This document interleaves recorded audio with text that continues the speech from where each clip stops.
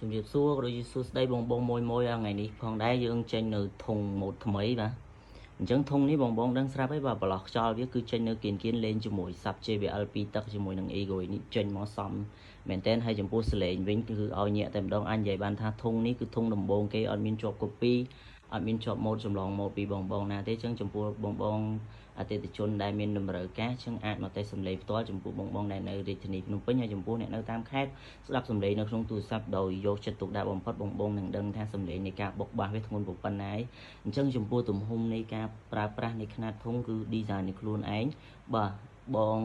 អាចមើលនៅវីដេអូមុនបានទម្រាំខ្ញុំតែចេញទម្រាំខ្ញុំតេស្តបានលទ្ធផលប៉ុណ្នេះខ្ញុំចំណាយធុងអស់ច្រើនមែនតែនបាទខ្ញុំទម្រាំតែចេញជាលទ្ធផលសម្រាប់មួយឲ្យសលេងដែលចេញមកលះតែម្ដងបាទអញ្ចឹងយើងធ្វើការតេស្តអត់ប្រើមិនអត់ប្រើអីជំនួយដូចគេទេថតនៅទូរស័ព្ទស៊ីនតែម្ដងបាទអញ្ចឹងចំពោះការលក់ដូរគឺបែបហ្នឹងយើងអត់បោកប្រាស់ទំនុកចិត្តអតិថិជនថតដាក់មិចហើយយកសំឡេងស្អាតអីគឺអត់ទេអញ្ចឹងចំពោះអតិថិជនដែលមានជំនឿ